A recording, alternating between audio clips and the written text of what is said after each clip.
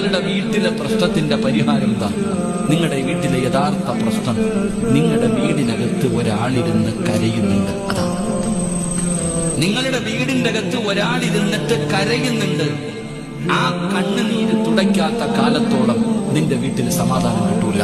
അല്ലാഹു കാക്കുമാറാകട്ടെ, അല്ലാഹു കാക്കുമാറാകട്ടെ, അല്ലാഹു കാക്കുമാറാകട്ടെ. ആരാ കരയുന്നേ?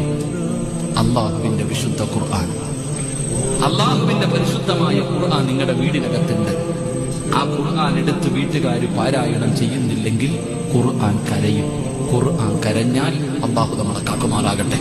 ഇപ്പൊ മനസ്സിലായോ?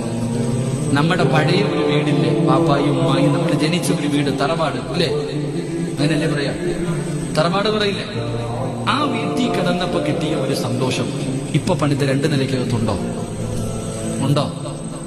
നിങ്ങൾ ലക്ഷങ്ങൾ പണിതിട്ടൊരു വീട് വെച്ചല്ലോ, ആ കൂരയ്ക്കകത്ത് കിട്ടിയ ഒരു സമാധാനവും സന്തോഷവും ഇപ്പൊ പണിത വീടിനകത്തുണ്ടോ? ഇല്ല. എന്തുകൊണ്ട്? എടാ, നമ്മുടെ ഉമ്മ, അല്ലാഹു മരിച്ചവർക്ക് സ്വർഗം കൊടുക്കുമാറാകട്ടെ, ജീവിച്ചിരിക്കുന്നവർക്ക് ആഫിയത്തുള്ള ദീർഘായുസ് കൊടുക്കുമാറാകട്ടെ.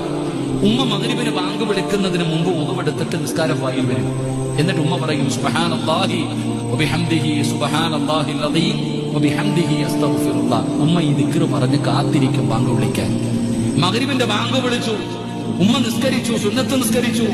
ഖുർആൻ എടുത്തിട്ട് ഉമ്മ സൂറത്തുൽ വാഖിഅ, സൂറത്തുൽ മുൽക്ക്, സൂറത്തുർ റഹ്മാൻ, സൂറത്തു സജദ, സൂറത്തു യാസീൻ, ഈ 5 സൂറത്ത് ഓതാതെ ഉമ്മ ആ പായിൽ നിന്ന് എഴുന്നേക്കില്ലായിരുന്നു. അല്ലാഹു ഈ മന്ദിരമാറാകട്ടെ. ഇന്ന് നമ്മുടെ വീട്ടില് മഗ്രിബിന്റെ സമയമാകുമ്പോൾ നിന്റെ പെണ്ണുപിള്ള കാലിന്റെ മുകളിൽ കാലും കയറ്റി ടിവിയുടെ ഫ്രണ്ടിൽ വന്നിട്ട് റിമോട്ട് എടുത്തിട്ടിരിക്കും.